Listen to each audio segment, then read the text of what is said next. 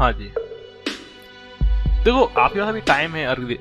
हाँ हाँ अर्गदीप, आपके पास अभी टाइम है, तो आप अभी उन चीज़ों में मत उलझ लो। आईसीएसई के अंदर पहले चीज़ें कुछ जो बेसिक है ना वो तैयार करो आप। पहले बेसिक क्या है, एनसीईआरटी। अगर हम एनसीईआरटी बेसिक पे कमांड नहीं कर पा रहे हैं तो आईसीएसई थोड़ा डिफिकल्ट पड़ जाएगा आपको।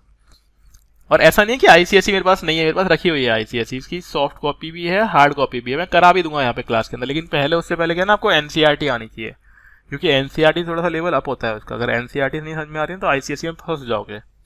इसलिए तो पहला जो सबसे पहला स्टेप है ना, जैसे जो जिनके पास टाइम काफी सारा है उनके लिए बोल रहा हूँ, उनके लिए पहला स्टेप एनसीईआरटी है। एनसीईआरटी से कहानी शुरुआत करो जिनके पास टाइम है। जिनके पास टाइम नहीं है उनको तो भाई जंग में उतरना ही है, लेकिन जिनके पास टाइम है वो एनसीईआरटी से स्टार्ट करो। चीजें क्या है ना, सेट होना स्टार्ट हो जाएंगे आपके माइंड में। अब आते हैं यहाँ पे basic structure of the constitution. Basic structure है मूल ढांचा। मूल ढांचा क्या बोलता है कि भाई हमारी कंट्री सेकुलर कंट्री है, और कंट्री सेकुलर है तो उसका नेचर सेकुलर चेंज नहीं होना चाहिए, फंडामेंटल राइट थे वो चेंज नहीं होना चाहिए ना, वो सारी चीज़ें जो हम लोग समझते हैं कि हाँ ये तो है ही है कंट्री के अंदर, उसे हम लोग बोलते हैं बेसिक स्ट्रक्चर। तो इसमें देखिए emergency of the basic structure, sorry emergency नहीं, इमरजेंस, ठीक है ना, emergence of the basic structure. Emergency यानी किस तरीके से हम ये कॉन्सेप्ट लेके आए, क्योंकि स्टार्टिंग में ये कॉन्सेप्ट नहीं था।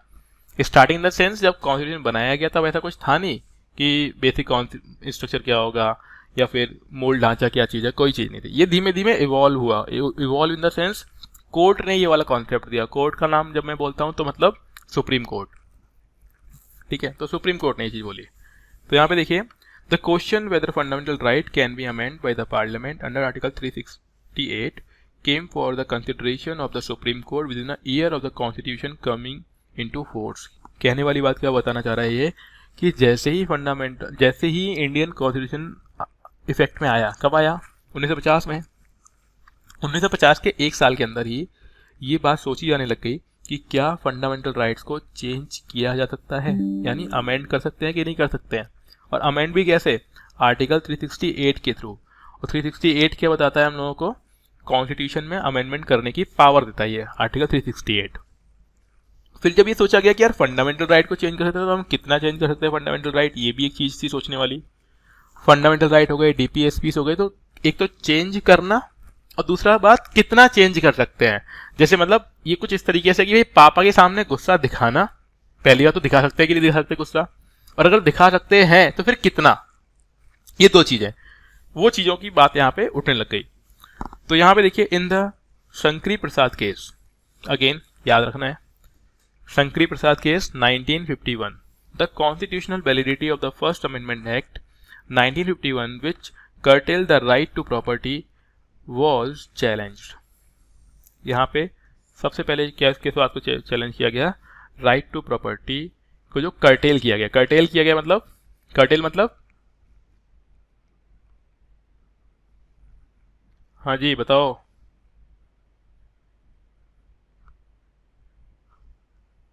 अरे कर्टेल मीनिंग तो आनी चाहिए इंग्लिश मीडियम वाले बच्चों, कहाँ गए, मतलब बच्चे क्या मतलब बड़े लोग बताओ।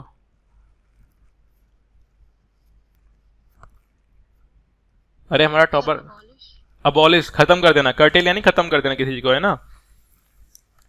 ये देखो किसी को अबॉलिश लिखोगे तो उतना फीलिंग अच्छी नहीं आएगी। कर्टेल लिखो आप कॉन्स्टिट्यूशन के अंदर, जब भी कोई काटना है ना, डिलीट कर दिया, काट दिया, बिल्कुल ही, है ना।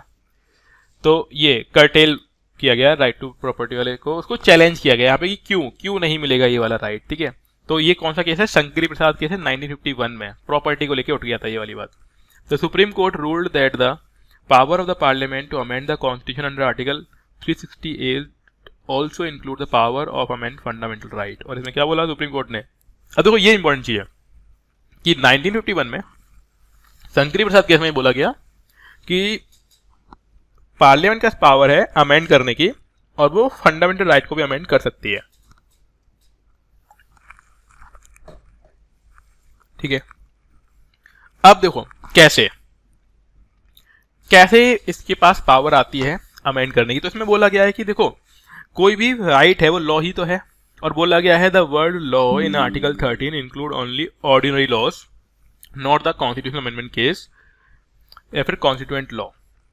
Therefore, the Parliament can abridge or take away any of the fundamental right by enacting a constitutional amendment act, such a law will not be void under Article 13. अब इसको एक बार दोबारा समझ लो आप लोग। अगर आपने आर्टिकल 12 और 13 ढंग से पढ़ा हो, जैसे कि मैंने पढ़ाया था, कहाँ पढ़ाया था? फंडामेंटल राइट्स के अंदर। याद आ रहा है कुछ?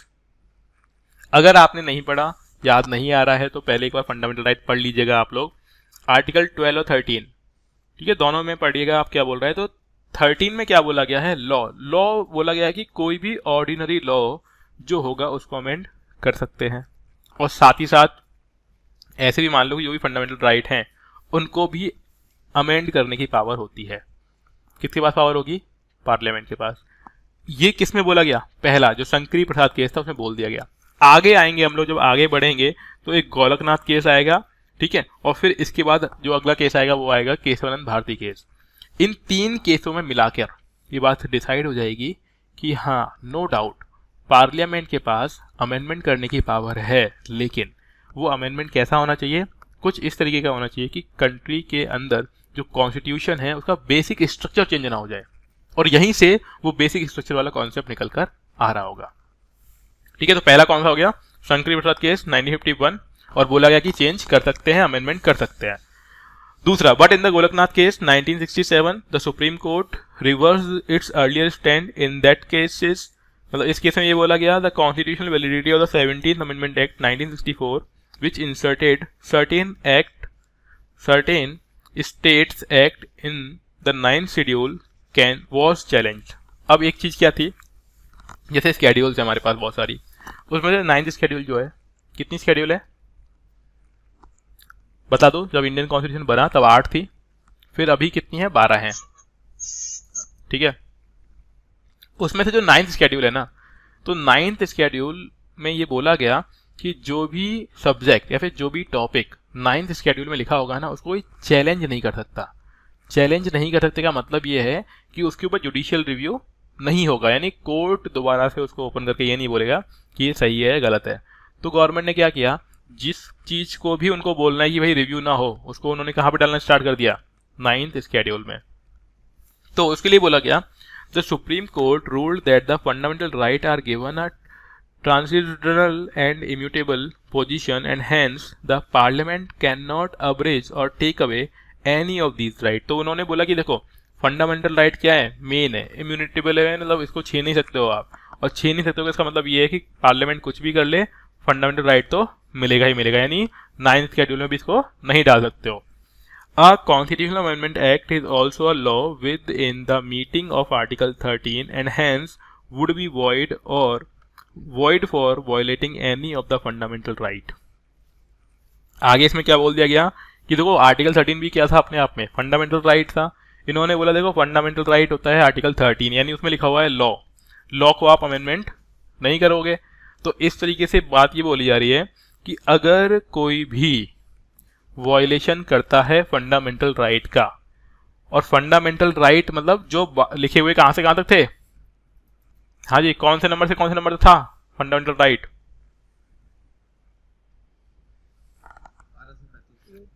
12 से 35, 36, और सोच लो 12 से 32 तो था कॉन्स्टिट्यूशन रेमेडी, भाई वही तो आखिरी था, ठीक है। तो कॉन्स्टिट्यूशन रेमेडी तक था 35 तक।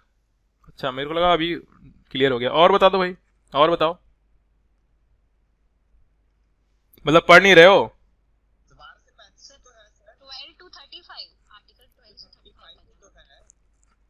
ठीक है, और बताओ।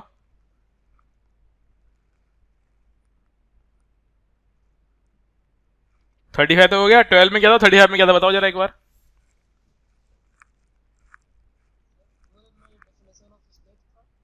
डेफिनेशन ऑफ स्टेट, ठीक है। और 13 में? ठीक है। 35 में?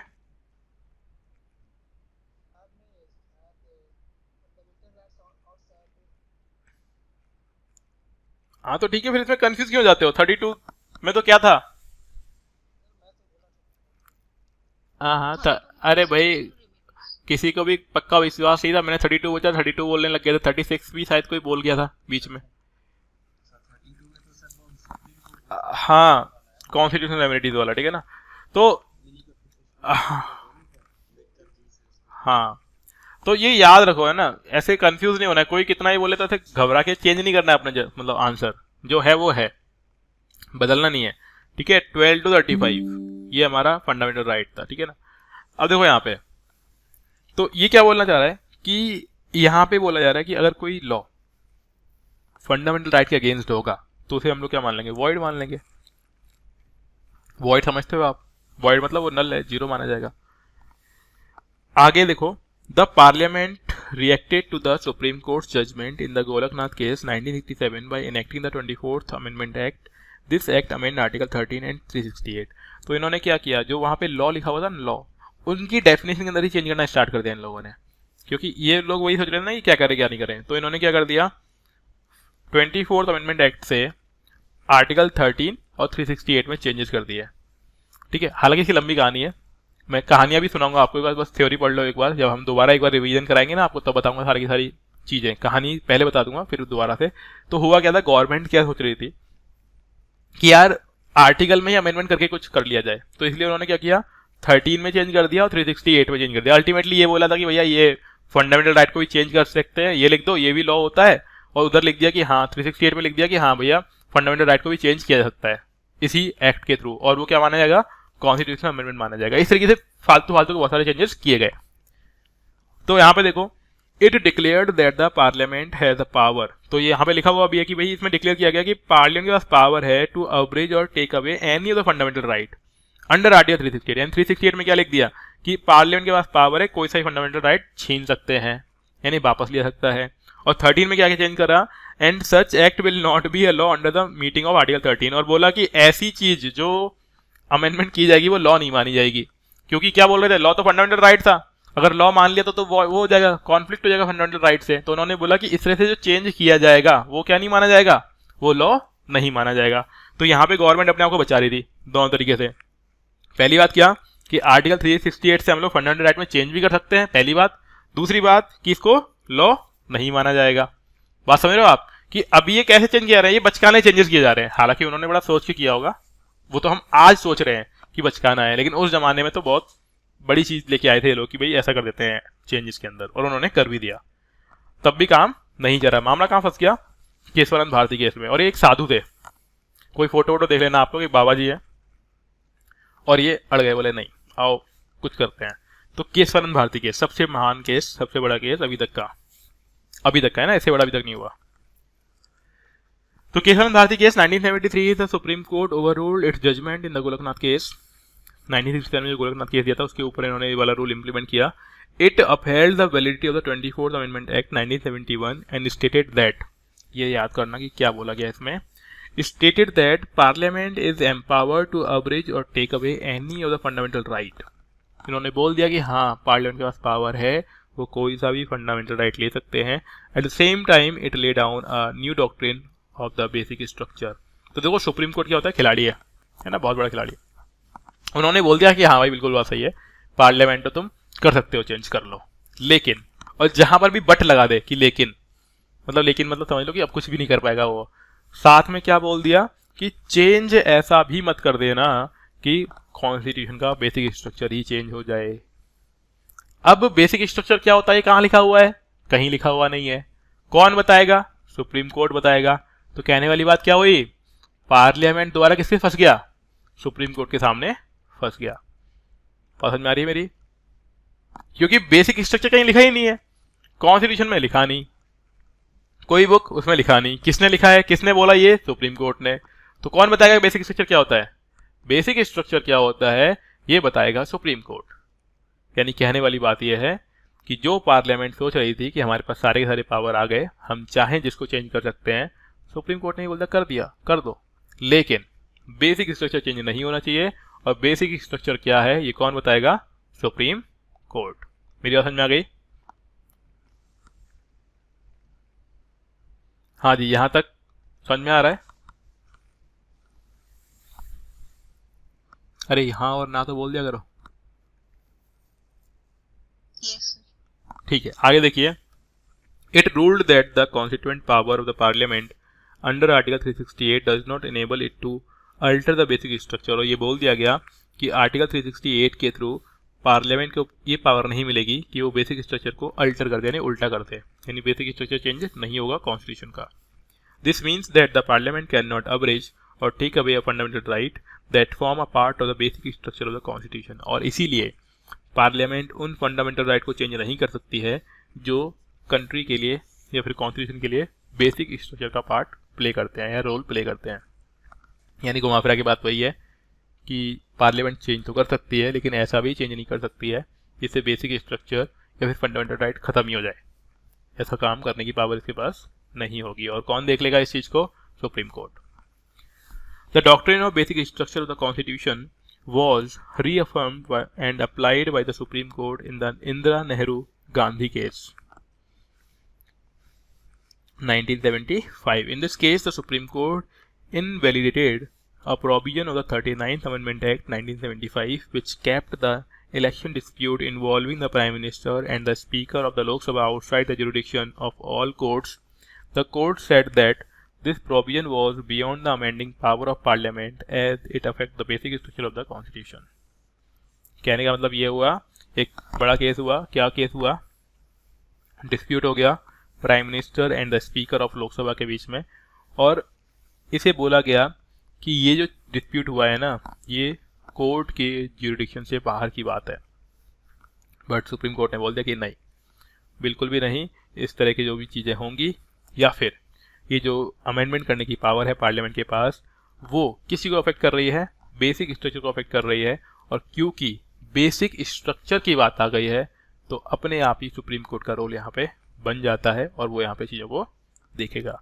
यानी कहने वाली बात, एक बड़ी सी बात आप ध्यान रख लो कि आज के टाइम में सुप्रीम कोर्ट किसी भी तरीके के मामले को देख सकता है, यानी रिव्यू कर सकता है, उसके ऊपर कोई रोक टोक नहीं है। कोई भी इशू हो, चाहे वो उसके अंडर में आता है या नहीं आता है, सुप्रीम कोर्ट अगर सोच ले तो वो अपने अंडर में उसको ले सकता है और उस पर डिसीजन दे सकता है। हर एक चीज का जुडिशियल रिव्यू पॉसिबल है।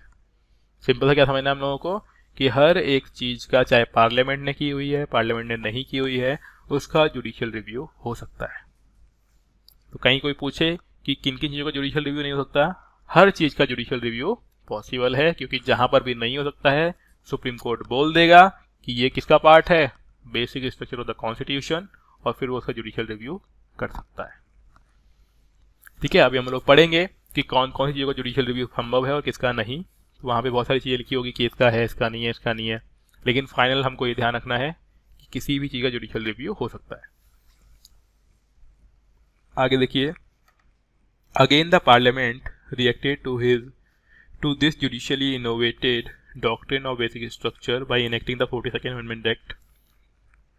This act amended Article 368 and declared that there is no limitation on the constituent power of Parliament and no amendment can be questioned in any court on any ground including that of the contravention of any of the fundamental right. अब देखो, तो जब supreme court ने अपनी power बढ़ा ली तो parliament ने सोचा यार ये तो गलत बात है, अपनी पावर कम हो रही है।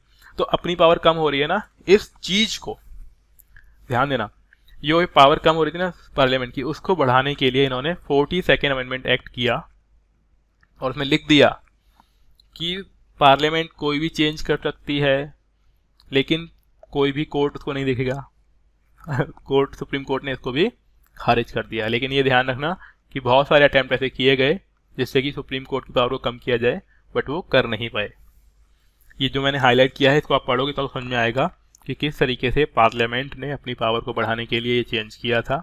लेकिन सुप्रीम कोर्ट कैसे करेगा काउंटर इसको, यहाँ पे देखो नीचे, however the Supreme Court in the Minerva Mill case, अगला है Minerva Mill case 1980, invalidated this provision as it excluded judicial review which is a basic structure of the constitution applying the doctrine of basic structure with respect to Article 368, the court held that, मतलब कहने का मतलब ये हुआ, जो ऊपर parliament ने किया ना ये सब कुछ कि जुडिशियल रिव्यू पॉसिबल नहीं है, कोई भी फंडामेंटल राइट को अगर अमेंड कर दिया है पार्लियामेंट ने तो कोई भी इंटरफियर नहीं करेगा, इनफैक्ट कोर्ट भी इंटरफियर नहीं करेगा। तो सुप्रीम कोर्ट क्या बोला कि भैया नहीं, ऐसा पॉसिबल नहीं है, क्योंकि जुडिशियल रिव्यू करना ये भी अपने आप में क्या है, बेसिक स्ट्रक्चर है।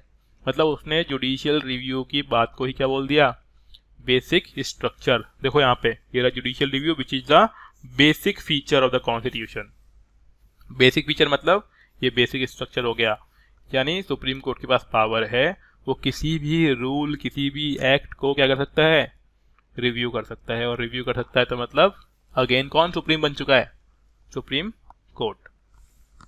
आगे सुप्रीम कोर्ट ने और क्या बोला वो देखिए। सुप्रीम कोर्ट बोलता है the court held that the sins the constitution had conferred a limited amending power, मतलब कॉन्स्टिट्यूशन में आप लिमिटेड पावर ही यूज कर सकते हो अमेंडमेंट करने की, लिमिटेड अमेंडमेंट कर सकते हो on the parliament. The parliament can not under the exercise of that limited power enlarge that very power into an absolute power. कहने का वाली बात यह है कि देखो पार्लियामेंट के पास चेंज करने की छोटी सी पावर है, उसको एनलार्ज नहीं करना है, बढ़ाना नहीं है, और उसको अपनी एब्सोल्यूट पावर भी नहीं माननी है कि हमारे पास एब्सोल्यूट पावर है, हम जो चाहे वो कर सकते हैं। ठीक है, तो यहाँ पे क्या है, वो एब्सोल्यूट पावर भी नहीं है और एनलार्ज भी नहीं करना है उस चीज को। Indeed, a limited amending power is one of the basic structure of constitution and therefore the limitation on that power cannot be destroyed. In other words, Parliament cannot under Article 368 expand its amending power so as to acquire for itself the right to repeal or abrogate the constitution or to destroy its, मैं पूरा पढ़ता हूँ फिर आपको समझाऊंगा, destroy it basic feature. कहने वाली बात समझ में आई गई होगी आपको, नहीं समझ में आई तो बता देता हूँ कि पावर तो है पार्लियामेंट के पास, लेकिन ध्यान ही रखना है उसके ऊपर लिमिटेशन है।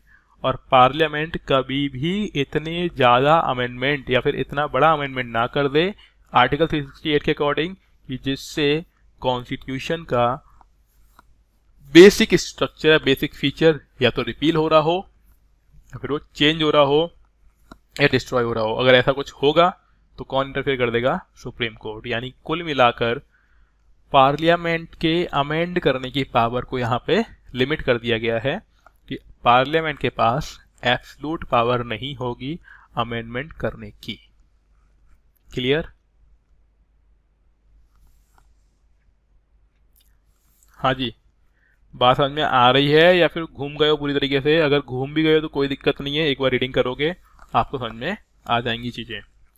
The donee of a limited power can not by the exercise of that power convert the limited power into unlimited power. ये बोलते हैं कि ये जो सब कुछ किया हुआ है ना, वो सब कुछ किससे कर रहे हो आप, लिमिटेड पावर से कर रहे हो। और मतलब लिमिटेड पावर मतलब अमेंडमेंट करने की पावर ही लिमिटेड है पार्लियामेंट के पास। जब अमेंडमेंट करने की पावर ही लिमिटेड है अपने आप में, तो उस लिमिटेड पावर से आप अनलिमिटेड काम नहीं कर सकते हो। और अनलिमिटेड काम क्या है, ऐसा चेंज कर देना कि पूरा का पूरा कॉन्स्टिट्यूशन का बेसिक स्ट्रक्चर ही चेंज हो जाए। तो उसने बोल दिया कि जो चेंज करने की पावर है वो अपने आप में लिमिटेड है, तो उस लिमिटेड पावर से आपको अनलिमिटेड काम नहीं करना है।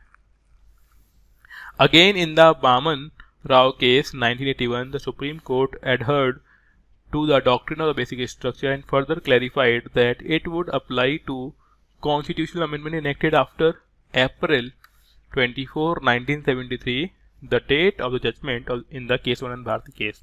यानी कहने वाली बात यह है, बामन राव केस जो 1981 में हुआ उसमें ये बोल दिया गया और ये डॉक्ट्रिन इस्टेब्लिश कर दी गई, यानी ये कॉन्सेप्ट इस्टेब्लिश कर दिया गया कि बेसिक स्ट्रक्चर होता है और बेसिक स्ट्रक्चर उन सभी बातों पर अप्लाई होगा जो भी डिसीजन या अमेंडमेंट 24 अप्रैल 1973 यानी 1973 के बाद किए गए होंगे। और ये डेट कौन सी डेट है, ये डेट वो डेट है जिस दिन केशवानंद भारती केस का जजमेंट आया था।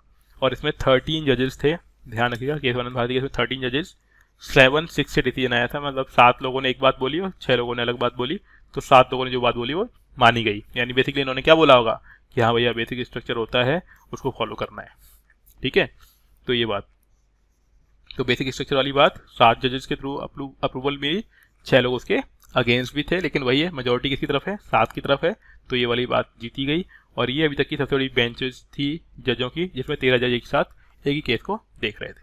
और ये केस कौन सा था, केशवानंद भारती केस। हाँ जी, क्लियर है?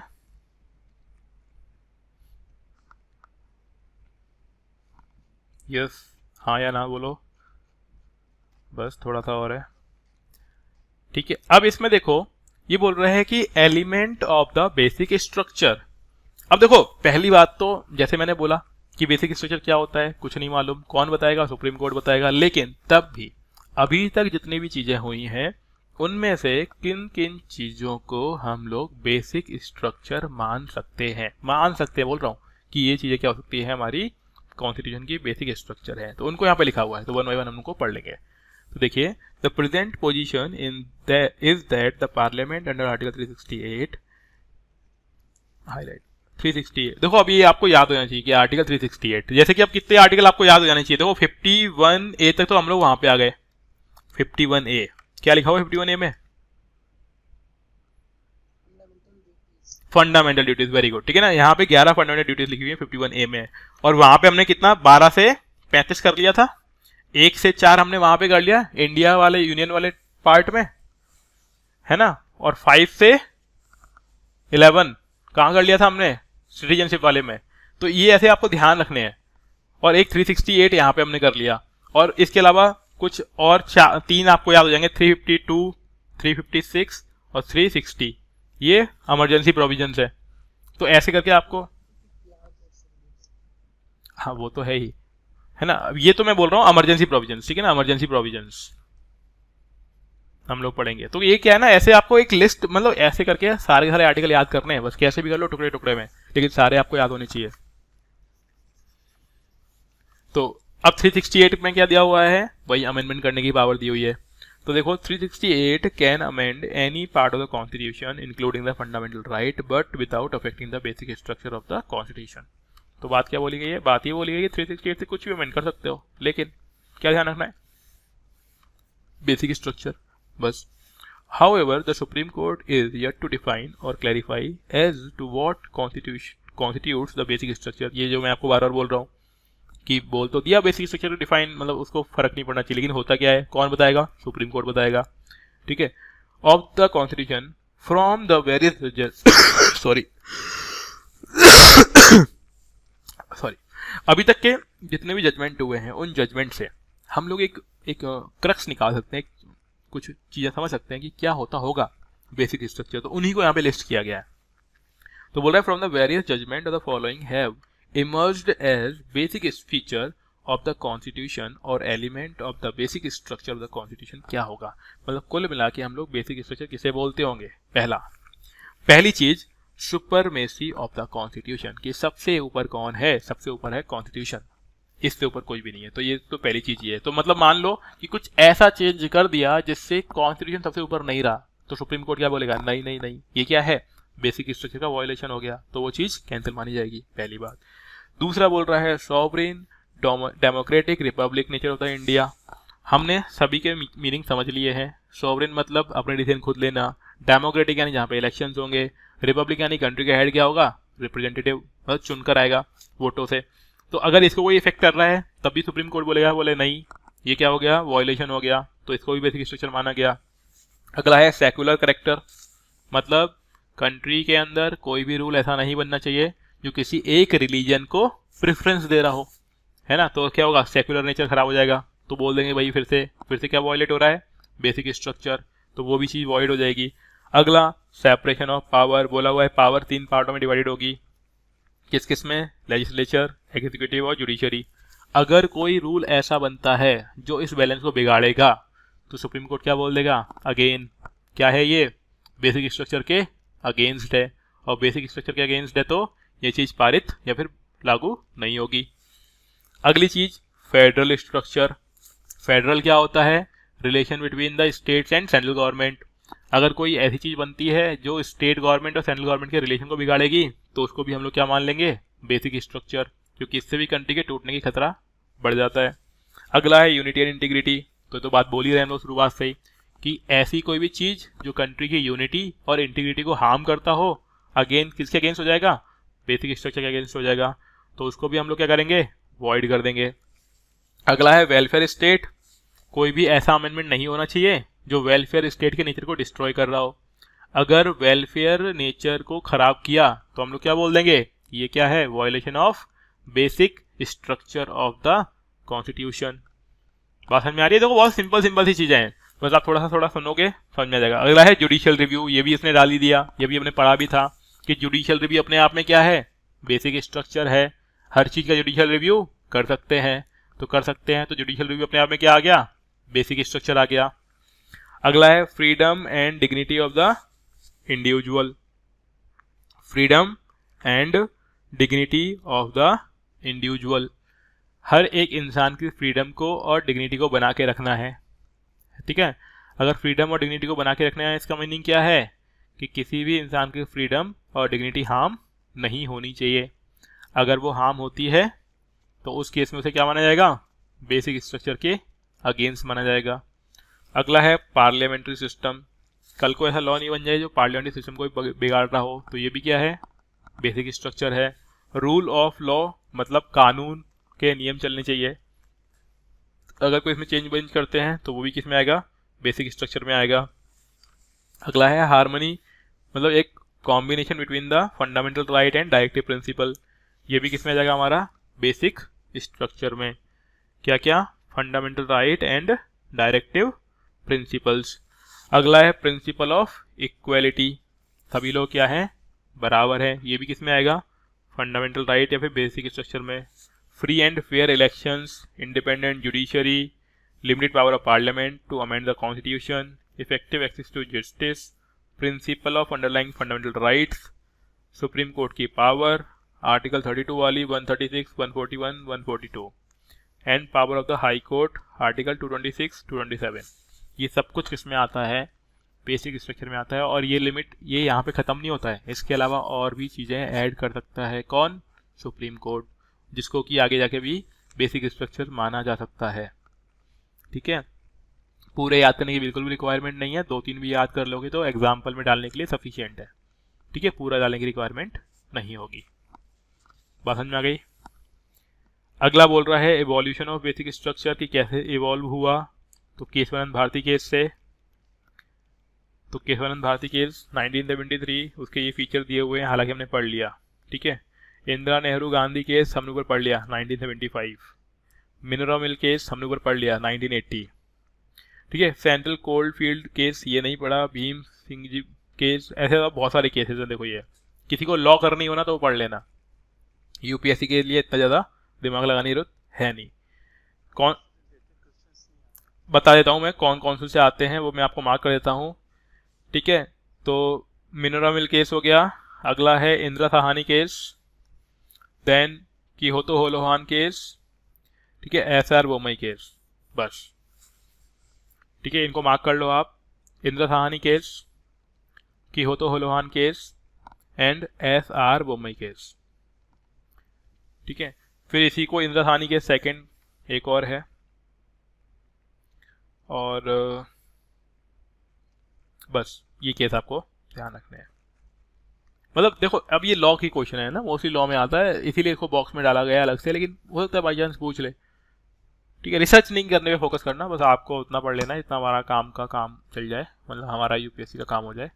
तो ये जो मैंने मार्क कर दिया पढ़ लो, बाकी मन कर रहा है तो पूरे पढ़ लेना, वैसे जरूरत नहीं है उसकी सभी की। ठीक है, क्योंकि फिर वो लॉ जुडिशियल सर्विस वाले पेपर भी दे सकते हो आप लोग। तो हमारा एक बड़ा पार्ट कंप्लीट हो गया। अब है सिस्टम ऑफ गवर्नमेंट पार्ट 2, यानी इस बुक का पार्ट 2 हम लोग करना स्टार्ट करेंगे। इसमें सबसे बड़ा जो चैप्टर है वो है पार्लियामेंट्री सिस्टम। देखते हैं ये वही पार्लियामेंट है कि नहीं है। ठीक है, पढ़ेंगे हम लोग इस चीज़ को। तो अब देखो ये क्लब हो गई चीज़ें हैं, 4 चैप्टर एक साथ मिलकर हैं ये। क्या क्या है इसमें, parliamentary system, federal system, centre state relations, inter state relations, emergency provisions. मतलब पार्लियामेंट में पार्लियामेंट का पूरा सिस्टम क्या होता है, फेडरल सिस्टम यानी कैसे स्टेट मिलकर कंट्री बनाती है। दूसरा है स्टेट गवर्नमेंट और सेंट्रल गवर्नमेंट का रिलेशन कैसा है। 15 नंबर पर है इंटर स्टेट रिलेशन, यानी एक स्टेट का दूसरे स्टेट से रिलेशन कैसा है। और इमरजेंसी प्रोविजन मतलब आपातकालीन उपबंध, कि अगर आपातकाल लग गया है यानी इमरजेंसी आ गई तो क्या करना पड़ेगा, या फिर किस किस तरह की इमरजेंसीज होती है और कौन कौन से राइट आपको उस टाइम मिलेंगे और कौन कौन से राइट आपको उस टाइम नहीं मिलेंगे। तो 12 नंबर चैप्टर से हमको स्टार्ट करना है। यहाँ तक बताइए कोई दिक्कत? 11 चैप्टर हमने कंप्लीट कर लिए हमारी बुक के सक्सेसफुली। देखो मैं तो पढ़ा ही रहा हूँ, लेकिन ध्यान रखना मेरे पढ़ाने से कुछ नहीं होगा, आपको खुद को पढ़ना पड़ेगा। मैं पढ़ाता हुआ जाऊँगा और पीछे वाला अगर आप साफ करते हुए जाओगे ना बिना पढ़े, तो एंड में हम लोग जिस दिन खड़े होंगे ना तो मालूम पड़ा पीछे का पूरा गोल, और लास्ट चैप्टर पढ़ भी रहे हैं लेकिन कुछ आता भी नहीं है। तो बेटर ये है कि जितना पढ़ लिया है रेगुलर इंटरवल में उसको रिवाइज करते रहिए, पढ़ते रहिए, क्योंकि जितना ज़्यादा रिवीजन करोगे उतना ही ज़्यादा बेटर रहेगा आप लोगों के लिए। और ये ध्यान रखना 50 बुक एक बार पढ़ने से कुछ नहीं होगा, एक बुक को 50 बार पढ़ना पड़ेगा। अगर आपने 50 बुक एक बार पढ़ी नंबर 0 आएगा, और एक बुक अगर आपने 50 बार पढ़ ली तो डेफिनेटली आपका सिलेक्शन हो जाएगा। अब 50 बार एग्जाम्पल के तौर पे बोल रहा हूँ, पॉइंट ये है कि 10 बुक या फिर मतलब अलग अलग बुक पढ़ना इम्पोर्टेंट नहीं है, एक ही बुक को ऐसे पढ़ना कि आपको चीज़ समझ में आ जाए, ये ज़्यादा ज़रूरी है। ठीक है। और जैसे कि आज अपने एक भाई साहब थे ग्रुप पर जो बोल रहे थे मेरे पास 200 PDF है, चाहिए हो तो बताओ। तो किसी को PDF इकट्ठी करनी हो तो उनको भाई साहब को बता देना, वो आपको भेज देंगे। ठीक है। नहीं झगड़ा क्यों ही होगा, झगड़ा कैसी बात कर सकता है? झगड़ा तब होता है ना जब लेवल बराबर बराबर हो, झगड़ा कहाँ हो सकता है यहाँ पे? झगड़े वाली बात ही नहीं है। बस वो बोल रहा था कि मेरे पास 200 PDF है, बताओ तो भेज दो। मैंने बोला जरूरत ही नहीं है। फिर वो अपना काम जो करने आए थे वो किया उन्होंने, और मैंने उनको बोला कि आप अपनी मर्जी से जा रहे हो फिर मैं हटाऊँ, तो उन्होंने खुद ही लेफ्ट कर दिया। अच्छी बात है ये, है ना। ईगो सेटिस्फाई होना चाहिए इंसान का।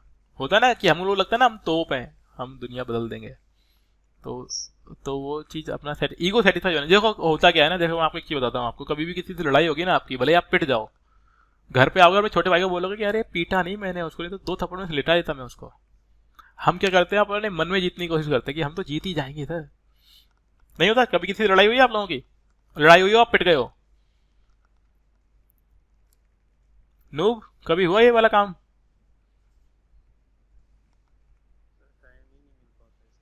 अरे बचपन में तो कभी हुई होगी, छोटे पे, अभी नहीं, अभी नहीं।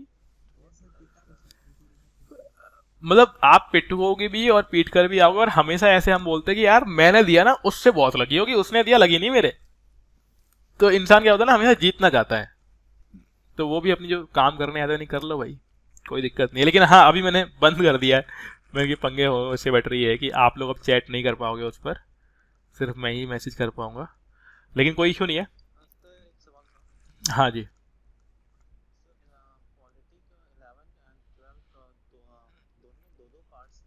हाँ हाँ।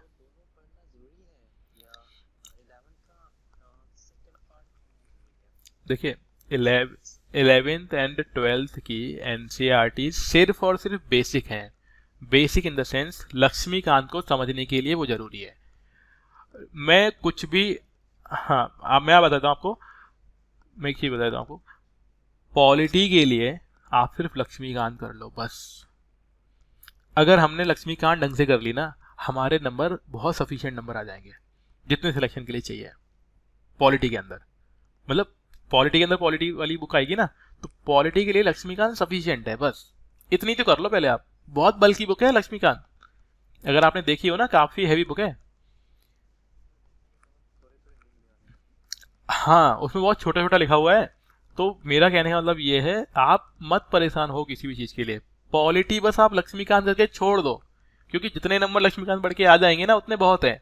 और फिर जो नंबर लक्ष्मीकांत पढ़ के नहीं आएंगे ना, वो बहुत कुछ पढ़ने के बाद भी नहीं आएंगे, तो उससे बेटर ये कुछ और पढ़ लो, उसमें नंबर आ जाएंगे हमारे, स्कोर कर लेंगे उसके अंदर। ठीक है। तो खास तौर पे लक्ष्मीकांत के बाहर मत जाओ आप। मन बहुत ही कर रहा है कि नहीं मेरा मन मानेगा ही नहीं, तो नोट्स में दूंगा आपको एक, वो नोट्स पढ़ लेना बस। वो नोट्स हो गए, लक्ष्मीकांत हो गए, बहुत है, उससे ज्यादा मत करिए आप। एनसीईआरटी के लिए तो मैं बस ऐसे बोल रहा हूँ कि जिसको बिल्कुल ही आइडिया नहीं, जिसको लोकसभा राज्यसभा नहीं मालूम कि क्या होता है, जिसको नहीं मालूम विधानसभा क्या होता है, एमएलए एमपी में डिफरेंस नहीं मालूम, उनको पढ़नी है एनसीईआरटी। अगर आपको ये छोटी छोटी चीजें आती हैं, डिफरेंस मालूम है कि पीएम कौन होता है, सीएम कौन होता है, प्रेसिडेंट कौन है, मेंबर ऑफ पार्लियामेंट कौन है, स्पीकर कौन है, वाइस प्रेसिडेंट कौन है, तो मत पढ़ो आप एनसीईआरटी।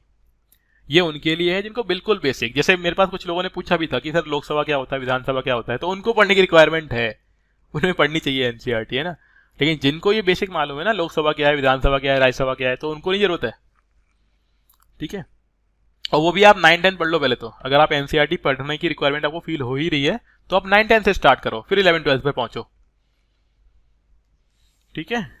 बाकी लक्ष्मीकांत सफिशिएंट बुक है, उससे ज़्यादा मत सोचो आप। जितने क्वेश्चन होने हैं इससे हो जाएंगे, और जो नहीं होंगे ना फिर वो बहुत कुछ पढ़ने पर भी नहीं हो पाएंगे। तो उतना करो जितना कम पढ़ने पर मार्क्स मिल जाए। और जैसे कि बता चुका हूँ मैं आप लोगों को पहले भी, भाई 55% भी ले आए ना आप, फर्स्ट रैंक आ जाएगी। 55% मार्क्स पर फर्स्ट रैंक ऑल इंडिया। तो इसीलिए हमें इसी पे फोकस करना है। हम टारगेट लेके चलेंगे 80% का, कि हम 80% चीज़ें ढंग से आती हो हम लोगों को, क्योंकि अगर 80% ढंग से आती होंगी ना हम इतना कवर कर लेंगे। मतलब इतना नहीं, 55 नहीं तो 54 या 53% तो हम लोग कर ही जाएंगे, मतलब सिलेक्शन हो जाएगा। तो उस पर फोकस करो आप। कभी भी यूपीएससी के अंदर कोई भी, मैं नहीं समझता कि कोई भी इंसान ये बोल सकता है कि मैंने सब कुछ पढ़ लिया। नहीं, पॉसिबल ही नहीं है ना, क्योंकि सिलेबस लिमिटेड ही नहीं है, अनलिमिटेड चीज़ें। तो आप उस पर फोकस करो। पहले रश्मिकांत कर लो पॉलिटी के लिए, इसीलिए मैं बुक से पढ़ा रहा हूँ ये वाली चीज़ें, तो बुक से नहीं पढ़ा रहे होते हम लोग, क्योंकि मेरे को मालूम है इसकी वैल्यू क्या है।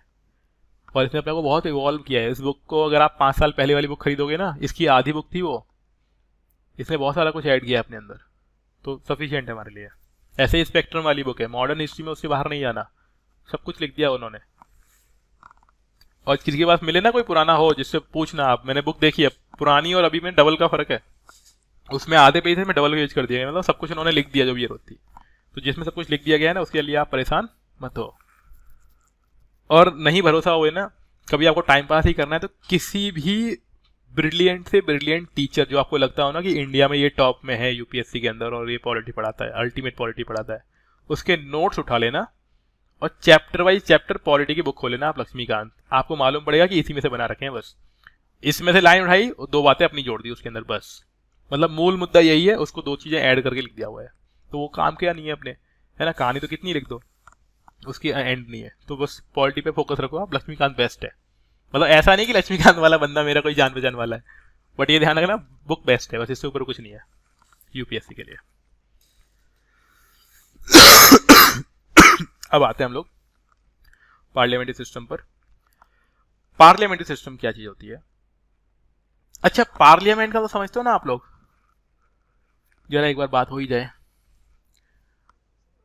अरे बस ला दो जहर मेरे को अब बस। हाँ जी, तो हो गया बस। हाँ, अब आपको जरूरत है पढ़ने की, है ना, आपको 9th क्लास की एनसीईआरटी पढ़नी है, फिर 10th की पढ़नी है, फिर 11th और 12th, ठीक है। अब समझो यहाँ पर, हाँ जी, वेरी गुड। पार्लियामेंट्री सिस्टम में अगर कोई बोलता है कि पार्लियामेंट के कितने पार्ट हैं, तो पार्लियामेंट के पार्ट हैं 3, ठीक है। पार्लियामेंट्री सिस्टम क्या होता है? ये वो सिस्टम है जहां पे कंट्री के लिए रूल्स और रेगुलेशन एक ऐसा ग्रुप बनाता है जहां पे लोगों से चुने हुए लोग बैठते हैं। मतलब इंडियन, किसी भी कंट्री के सिटीजन चुनते हैं लोगों को, अपने रिप्रेजेंटेटिव्स को, वो रिप्रेजेंटेटिव हमारे लिए क्या बनाते हैं? रूल्स और रेगुलेशन बनाते हैं। तो सिस्टम तो वो है जहां पे हमने अपने रिप्रेजेंटेटिव चुने, और हमने चुने क्यों? क्योंकि कंट्री बहुत बड़ी थी, हर एक इंसान से पूछकर डेमोक्रेटिक डिसीजन नहीं ले सकते थे। अगर लेने बैठे तो उसे हम लोग क्या बोलेंगे? Direct democracy. डिसीजन लेने में ही जन्म लग जाएंगे, और हमारे गांव के ऐसे ऐसे लोग हैं कि समझाने में दिमाग पागल हो जाएगा कि भैया रूल किस चीज पे बना रहे हैं। तो उस चीज को सिंप्लीफाई करने के लिए हमने क्या किया? अपने अपने रिप्रेजेंटेटिव्स चुन लिए अपने अपने एरियाओं में से, और उन एरियाज को कॉन्स्टिट्यूएंसीज के नाम से हम लोग जानते हैं। हर एक कॉन्स्टिट्यूएंसी से एक पर्सन चुना जाएगा, और वो जाके कहाँ बैठेगा? पार्लियामेंट के अंदर। और पार्लियामेंट के होते हैं 3 पार्ट, जिसमें से 2 होते हैं हाउसेस और तीसरा होता है प्रेसिडेंट। 2 हाउस कौन कौन से हैं? जिसे हम लोग Lok Sabha and Rajya Sabha, upper house, lower house, house of Commons या हाउस ऑफ लॉर्ड्स के नाम से जानते हैं। दोबारा सुन लो, मैं लिख रहा हूं यहाँ पे साइड में, लोकसभा, LS मतलब लोकसभा, ठीक है ना, RS मतलब राज्यसभा, और P फॉर प्रेसिडेंट। लोकसभा को बोलते हैं लोअर हाउस। लोअर क्यों? क्योंकि आम लोगों का हाउस है ये, ठीक है। और इसी को बोलते हैं हाउस ऑफ पीपल, यानी लोगों का घर। तो ये 3 नाम, कोई से भी नाम हो, मतलब क्या है? लोकसभा। अगला है राज्यसभा। राज्यसभा को बोलते हैं हाउस ऑफ एल्डर्स, या फिर हाउस ऑफ लॉर्ड्स। और हाउस ऑफ लॉर्ड्स कहां से लिया हम लोगों ने? ब्रिटेन से लिया। और इसी को बोलते हैं राज्यसभा को अपर हाउस। ठीक है, ये हाउस, अपर हाउस, ये 3 नाम हो गए किसके? राज्यसभा के। अब दूसरी बात, पहले कुछ कहानियां समझ लो। पहले क्या था? पहले ये था कि जो पीएम होगा ना, वो हमेशा लोकसभा का ही मेंबर होगा। पीएम कौन होगा? लोकसभा का ही मेंबर होगा। अब लोकसभा क्या मेंबर क्यों होगा? क्योंकि लोकसभा के लोगों को चुनने के लिए वोट कौन करते हैं? वोट करती है पब्लिक। पब्लिक यानी सिटीजन्स। ठीक है, तो यहाँ पे पहले कॉन्सेप्ट ये था कि सिटीजन्स क्योंकि लोकसभा के लोगों को चुन रहे हैं, तो इसीलिए यहाँ पर बैठने वाला इंसान ही कौन बनना चाहिए? पीएम बनना चाहिए। लेकिन कई बार ऐसा हुआ, कई बार एक बार हो गया तो बस लोगों ने बोला कि भाई सीख लेते हैं अपन लोग। कई बार क्या हो जाता है, कई जगह पे आपने देखा होगा कि जो उम्मीदवार था ना पीएम या सीएम बनने वाला, वो बेचारा खुद ही हार गया। कभी आपने सुना ऐसा? मतलब कुछ ऐसा हो जाए, मान लो कि इलेक्शन हो रहे हैं इस बार के, बीजेपी के इलेक्शन हो रहे हैं सपोज, और मोदी जी खुद हार जाए और पार्टी जीत जाए। पार्टी जीत जाए मतलब कि मेजोरिटी तो बीजेपी को मिली, लेकिन कौन हार गया? मोदी जी खुद हार गए। अब पीएम कौन बनेगा बताओ? अब मोदी जी के रहते रहते पीएम कौन बन सकता है? कोई नहीं, क्योंकि सेंटीमेंट हमारे किससे जुड़े हुए हैं? मोदी जी से जुड़े हुए हैं। तो उस चीज को ओवरकम करने के लिए इंडियन जो पार्लियामेंट या फिर गवर्नमेंट मान लो, उन्होंने क्या किया? उन्होंने बोला कि भाई देखो, जरूरी नहीं है लोकसभा से होना चाहिए, मेंबर कहीं से भी सकता है, यानी राज्यसभा का इंसान भी कौन बन सकता है? पीएम बन सकता है। और ऐसा किसके लिए किया गया था? हमारे मनमोहन जी के लिए। ठीक है, जब कांग्रेस ने पीएम बनाया तो मनमोहन जी को कहां से लाया गया था? राज्यसभा से, क्योंकि वो लोकसभा के मेंबर उस टाइम नहीं थे। और राज्यसभा के अंदर पर्सन को चुनना आसान होता है। कैसे? किसी को आइडिया है? चलो मैं ही बताता हूँ, छोड़ो टाइम वेस्ट होगा उस चीज में। देखो राज्यसभा में कैसे चुने जाते हैं लोग?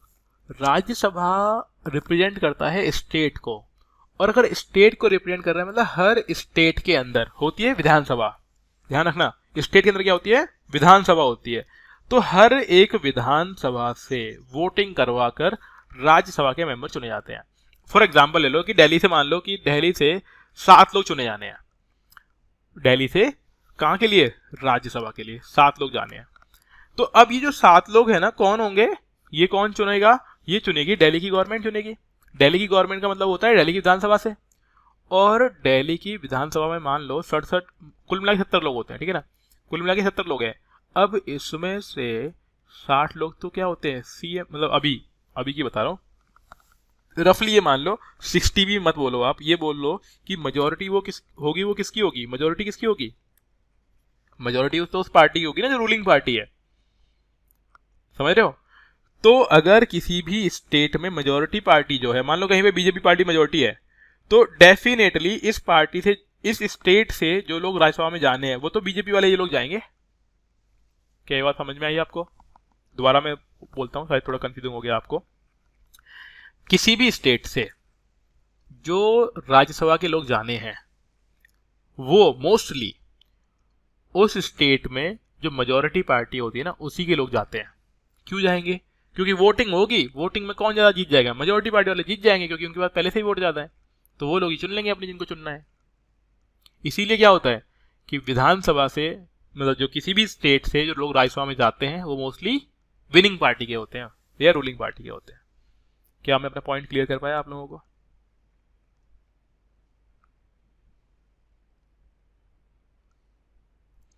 हाँ जी, बताएं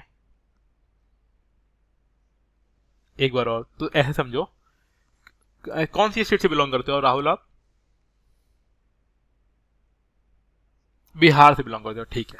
देखो मैं बिहार का एग्जांपल देके देता हूँ कि मान लो, मतलब मैं एग्जैक्ट नंबर नहीं, मैं बस रैंडम बता रहा हूँ कि सपोज आपको मालूम ही है राज्यसभा क्या होती है? राज्यसभा क्या है? जो दिल्ली में है। ठीक है, ये पार्लियामेंट का पार्ट भी बोलते हैं। और यहाँ पे राज्यसभा में हर स्टेट से लोग आते हैं, हर स्टेट से लोग आते हैं। लिस्ट में दिखा दूंगा आप लोगों की किस स्टेट से कितने लोग आते हैं। हम अभी मान लेते हैं कि 10 लोग बिहार से कहाँ आने वाले हैं? राज्यसभा के अंदर आने वाले हैं। ठीक है, क्योंकि आपको मालूम है 6 साल के लिए अपॉइंटमेंट होता है, मतलब 6 साल के लिए चुना जाता है एक इंसान को राज्यसभा के अंदर। और मान लीजिए बिहार में से 10 लोग आने वाले हैं, और मान लीजिए कि हमने ले लिया राहुल खड़े हैं, ये उम्मीद कर रहे हैं कि भैया मेरे को भेज दो राज्यसभा के अंदर। और बिहार में पार्टी कौन सी रूलिंग पार्टी है? रूलिंग पार्टी है बीजेपी, है ना। अब सोचो कि वोट, और बीजेपी पार्टी के किसी नेता का बेटा या फिर मान लीजिए दोस्त है राहुल जी का, या फिर उन्होंने कुछ सेटिंग कर ली राहुल ने कि भैया मेरे को यार राज्यसभा में मेंबर बनना है। तुमने पूरी बीजेपी वालों से बात कर ली, अब वो बात कैसे भी कर सकते हो, रुपए देके बिना रुपए देके। बीजेपी वालों ने बोला कि ठीक है यार तुमको चुन लेंगे। अब आया वोटिंग का नंबर, वोटिंग का नंबर आया तो मैं लेट्स एग्जाम्पल ले लेते हैं कि कुल मिला के 100 लोग वोट देने वाले थे, और ये 100 लोग कौन थे? जो बिहार की विधानसभा के मेंबर होंगे। कौन लोग वोट करेंगे? जो बिहार की विधानसभा के लोग होंगे। मान लो 100 लोग थे, और क्योंकि बीजेपी पार्टी रूलिंग पार्टी है तो इतना तो हम लोग मान के चल ही सकते हैं कि 100 में से कम 51 लोग वो होंगे जो बीजेपी पार्टी से बिलोंग करते होंगे, तभी तो रूलिंग पार्टी है ये। कम से कम तो 51 लोग होंगे, ज्यादा भी हो सकते हैं, लेकिन 51 लोग तो होंगे जो बीजेपी पार्टी से बिलोंग करते होंगे। ये बात समझ में आई? अब मान लो अब वोटिंग करानी है, अब कितने ही वोट दे लो, ये लोग 49 लोग बचे हुए हैं, हर बार कौन जीत जाएगा? बीजेपी वाले, क्योंकि इनके 51 लोग हैं वोट करने वाले। अगर ये 51 के 51 हर बार वोट डाल दें तो 10 लोग किसके जाएंगे? बीजेपी से ही जाएंगे। तो कहने वाला मतलब ये हुआ कि राज्यसभा में जो लोग पहुंचते हैं ना स्टेटों से, वो मोस्टली रूलिंग पार्टी के ही पहुंचते हैं। अब ऐसा नहीं होता कि हर बार हार के हर रूलिंग पार्टी के पहुंच जाते हैं, एक दो दूसरी पार्टी के ही पहुंच जाते हैं, लेकिन मोस्टली किसी जाएंगे? रूलिंग पार्टी के जाएंगे। राज्यसभा में मोस्टली लोग कहां से जाते हैं? रूलिंग पार्टी से ही जाते हैं। क्या अभी मैं अपनी बात क्लियर कर पाया आप लोगों को? विधानसभा क्या है? विधानसभा जैसे पूरी कंट्री में पार्लियामेंट होती है ना, ऐसे ही हर एक राज्य में जो सदन होता है, जहाँ पे लोग हमारे जो चुने हुए वो लोग, जिससे हम लोग बोलते हैं विधायक, जो विधायक बैठते हैं जिस हाउस में, उसे बोलते हैं विधानसभा। और स्टेट के लिए रूल और रेगुलेशन बनाने का काम कौन करता है? विधानसभा करता है। अरे तो वो तो फिर और डिफिकल्ट हो गया ना, विधानसभा हिंदी वाला वर्ड समझ में नहीं आ रहा, लेजिस्लेटिव असेंबली बोलेंगे तो फिर तो हो गया काम। ठीक है, अच्छा, तो हाँ जी, लेजिस्लेटिव असेंबली बोलते हैं इसको। लेजिस्लेटिव असेंबली नेम है विधानसभा का, इसी में बैठने वाले लोग होते हैं MLA, member of legislative assembly, इसीलिए इसका नाम क्या है? Member of legislative assembly. और जो पार्लियामेंट में बैठता है उसे बोलते हैं MP, member of parliament. MP सांसद बोलते हैं हिंदी वाले इसको, और इसको बोलते हैं विधायक। ठीक है, स्टेट वालों को।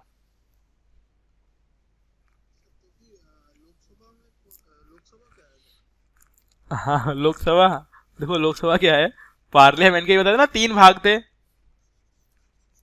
पार्लियामेंट के 3 भाग बताए थे, एक था लोकसभा, एक था राज्यसभा, और एक था प्रेसिडेंट। तो राज्यसभा में लोग कहां चुनकर आते हैं? स्टेट से आते हैं। तो विधानसभा के लोगों ने वोट करा राज्यसभा के लोगों के लिए, तो राज्यसभा के लोग कहां से चुन गए? स्टेट से चुन गए। और जिसने पब्लिक ने जिसके लिए वोट करा, ठीक है, जिसे बोलते हैं जनरल इलेक्शंस। जब जनरल इलेक्शंस होते हैं ना तो पब्लिक वोट करती है, तो जनरल इलेक्शन में पब्लिक वोट करती है, वहां के जो चुने हुए लोग आते हैं वो कहां आते हैं? लोकसभा के अंदर। जैसे मोदी जी, ठीक है, अमित शाह, भी सब कुछ, मतलब ऐसे लोग, जरूरी नहीं अमित शाह शायद नहीं है, ठीक है। और ऐसे जो बाकी लोग हैं, नितिन गडकरी, ये सब लोग जो इलेक्शन जीत कर आते हैं ना, कंट्री वाले इलेक्शन, जनरल इलेक्शन जिन्हें हम लोग बोलते हैं, उसके लोग कहाँ बैठते हैं? लोकसभा के अंदर। ठीक है, अभी भी कोई कंफ्यूजन है ना? कोई दिक्कत नहीं, आप 9th और 10th की एनसीईआरटी पढ़ो एक बार। ठीक, जिनको भी कंफ्यूजन लग रहा है लोकसभा क्या होता है, राज्यसभा क्या होता है, 9th और 10th की एनसीईआरटी पढ़ें प्लीज। ठीक है, क्योंकि ये बड़ा भारी काम है, नहीं तो फिर वो यूट्यूब पे एक बार प्रधानमंत्री देख लो आप लोग, थोड़ा थोड़ा समझ में आने लगेगी कहानी क्या होता है क्या नहीं होता है। ठीक है, तो बेसिक चीज लोकसभा में भी तो रूलिंग पार्टी ही मेजॉरिटी में होती है ना। हाँ हाँ, तभी तो वो PM बनाती है अपना। राज्यसभा में भी रूलिंग पार्टी ही होती है। नहीं नहीं नहीं, राज्यसभा में रूलिंग पार्टी मेजोरिटी में नहीं होती है, नहीं। देखो ऐसे समझो ना कि, दोबारा मैं समझाता हूँ आपको कि 28 स्टेट्स हैं, जरूरी थोड़ी ना हर स्टेट में मेजोरिटी पार्टी वही हो। और दूसरी बात यहाँ पे जो मेंबर होते हैं वो 6 साल के लिए चुना जाता है, जबकि लोकसभा के इलेक्शन होते हैं 5 साल, 5 ईयर के लिए होते हैं।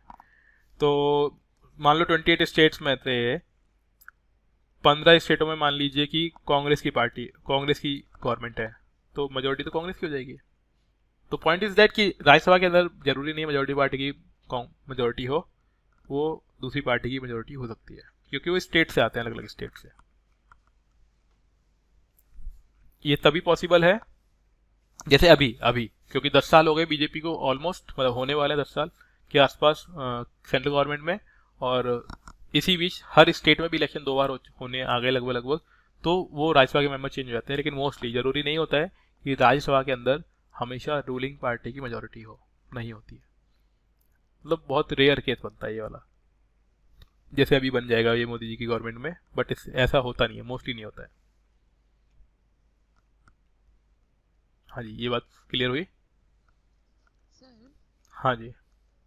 सर जो राज्यसभा के मेंबर बनते हैं हम्म। सर वो असेंबली से आते हैं सर एलए से, ठीक है। हम्म। तो सर जब पहले तो उनका मान लीजिए अभी वो एलए के मेंबर है, हम्म। तो सर जब उनका नॉमिनेशन राज्यसभा के लिए रहता है तो सर वो एलए के मेंबर नहीं रह जाते ना, एल ए, एल ए मतलब लोअर हाउस, क्या बोल, एल ए मतलब क्या? सर वो लेजिस्लेटिव असेंबली। अच्छा, अरे वाह। तो देखो, जरूरी नहीं होता ना कि एलए के मेंबर यानी लेजिस्लेटिव असेंबली के मेंबर वाले ही लोग वहां पे जाते हैं राज्यसभा के अंदर, नहीं, अलग होते हैं। तो सर आपने कहा ना वहाँ के लोग ही चुनते हैं। अरे राहुल को चुनवाया था, राहुल को चुनवाया था हमने, राहुल मेंबर थोड़ा था एमएलए का, मतलब एमएलए थोड़ा था राहुल। ओहो, मतलब मैंने बताया ना मैंने बताया ना इनकी जुगाड़ थी बीजेपी पार्टी से, इनका दोस्त था एमएलए, मतलब बीजेपी पार्टी का, ऐसे करके। इसका मतलब क्या निकल के आया था कि सर वहाँ के मेंबर नहीं जाते ना जो ऑलरेडी बन चुके हैं, वो देखो, एलए के मेंबर चुनते हैं। अगर कोई जाना ही चाह रहा है तो जा सकता है, लेकिन जाता नहीं है कोई, क्योंकि राज्यसभा के अंदर पावर नहीं होती इतनी ज्यादा, हमेशा दूसरे लोग होते हैं, दूसरे लोग जो विधान, हाँ, लेजिस्लेटिव असेंबली के लोग चुनते हैं, उनको नहीं चुनेंगे, लेकिन खुद को नहीं चुनेंगे, वो किसी बाहर वाले इंसान को चुन लेते हैं, ठीक है, क्योंकि जो विधायक है उसके पास पावर है, पब्लिक से चुनकर आया है वो, तो वो खुद नहीं जाएगा। मतलब जा सकता है, कोई का मन, देखो किसी को लग रहा है कि संतुष्टि मेरे को वही करना है, वही काम, भले ही वो छोटा ही क्यों ना हो, तो वो जा सकता है, लेकिन मोस्टली कौन जाते हैं, अलग लोग होते हैं, ठीक है, दूसरे लोग जाते हैं। अब सोचो, ऐसे सोचो आप कि मान लो एक पार्टी है, आम आदमी पार्टी ले लेता हूं मैं, ठीक है ना, आम आदमी पार्टी है, इसके मान लो कि 7 लोग यहाँ पे जीते हुए थे, अगर ये इन्हीं 7 में से एक बंदे को वहां भेज रहा है, तो ये तो अपना पावर कम कर रहा है ना, क्योंकि यहाँ पे 6 रह जाएंगे, वहां पे चला गया एक बंदा। बेटर तो ये है ना कि यहाँ पे 7 के 7 रहे, एक बंदा अपना वहां पे और पहुंच जाए, ठीक है। तो ये डबल फायदा हो गया कि मान लो अगर एक बंदा यहाँ पहुंच गया, एक 7 ये लोग थे, तो कुल मिला के कितने हो गए, 8 हो गए। तो वो बेटर क्या करेगा, दूसरे इंसान को भेजेगा वहां पर, जिससे उसका वहां पे भी डोमिनेशन बना रहे और यहाँ पे भी डोमिनेशन बना रहे, ठीक है। इसीलिए हमने राहुल को भेजा था, राहुल एमएलए नहीं था, ठीक है, yes sir, yes sir. Done. और कोई हाँ सर मेरा ये मतलब मैं ये सोच रही थी कि मतलब मेंबर नहीं ज्यादा हो सकते, तो वो मैं पूछने वाली थी कि वो क्या अपना छोड़ देते, मतलब जो मेंबर हाँ, होता है तो नॉर्मल, ऐसा हाँ, भी हो सकता है। हाँ, अगर मान लीजिए कोई, हाँ दोबारा बता दूं, अगर कोई पर्सन है जो एमएलए है, वो ही बनना चाहता है वहां पे जाके, तो डेफिनेटली उसको वो सीट छोड़नी पड़ेगी पुरानी वाली, ठीक है, पुरानी वाली छूट जाती है अपने आप ही। अगर कोई भी इंसान एक पद पर रहते हुए दूसरे पद को बिलोंग करता है, दूसरी सीट पर जाता है, तो वो पहली वाली सीट अपने आप ही क्या होगी, छूट जाएगी उसकी। जा भी सकता है, ऐसी कोई बड़ी बात नहीं है, नहीं जाते हैं, मतलब जाते भी हैं, तो अगर वो जाएंगे भी तो उस केस में उसको पहली वाली सीट से अपना रेजिग्नेशन देना पड़ेगा, ठीक है। होता भी है वैसे, लेकिन करना अच्छी बात नहीं है, किसी का मन सपना है तो अलग बात है, लेकिन वैसे जरूरत नहीं होती है। अगर कोई जाना चाहता है तो उसको पहली वाली सीट से रेजिग्नेशन देना पड़ेगा, जो भी, अगर वो एमएलए है तो छोड़ना पड़ेगा, और नॉर्मल कुछ और भी है तो भी उसे वो चीज़ छोड़नी पड़ेगी अगली वाली लेने के लिए। बड़ा भारी नहीं है अर्गदीप, आसान है चीज़ें, बस पहली बार सुन रहे हो आप, कभी पॉलिटिक्स में इंटरेस्ट रखो तो काफ़ी इंटरेस्ट आएगा आपको, और आसान भी लगेंगी चीज़ें। हाँ जी, और कोई डाउट है तो पूछ लो फटाफट से पार्लियामेंट्री सिस्टम में, क्योंकि हम लोग अगली क्लास से स्टार्ट करेंगे फिर, अभी डाउट ये ले लेते हैं, और कोई डाउट आ रहा है तो पूछ लो, कुछ भी पॉलिटिक्स से रिलेटेड। कोई बात नहीं, साइंस वाला दिमाग यूज करो, पॉलिटिक्स पढ़ने के अंदर काम आएगा, ऐसा कुछ नहीं होता है, मैं भी साइंस लेके ही पढ़ा हूँ, ठीक है, मैं भी बीटेक ही हूँ, चिंता मत करो, पढ़ने से होता है, पढ़ने सब कुछ आ जाएगा, कुछ ऐसा नहीं कि जो नहीं आएगा, बस आप पढ़ो। और बताएं, और कोई डाउट है तो पूछिए। और मोस्टली लोग, ध्यान बता दूं मैं आप लोगों को, मोस्टली लोग बीटेक वाले ही हैं जो आजकल फैकल्टी बन के घूम रहे हैं यहाँ पे, है ना। मुखर्जी नगर वगैरह के अंदर, तो आप घबराओ मत उस चीज़ से। बड़े फैकल्टी वही बनते हैं जो इंजीनियर होते हैं। ठीक है, राजेंद्र नगर, मुखर्जी नगर, सब जगह मोस्टली लोग बीटेक वगैरह वाले लोग तो अभी यूपीएससी में बहुत ज़्यादा निकालने लग गए थे, डॉक्टर और इंजीनियर्स, तो अभी यूपीएससी को थोड़ा हार्ड होना पड़ रहा है कि यार सब लोग यही निकल रहे हैं। तो उसके मत सोचो आपकी आपके इस बैकग्राउंड से, बैकग्राउंड मैटर नहीं करता, आप बस पढ़ोगे तो चीज़ें हो जाएंगी। और कोई डाउट किसी का?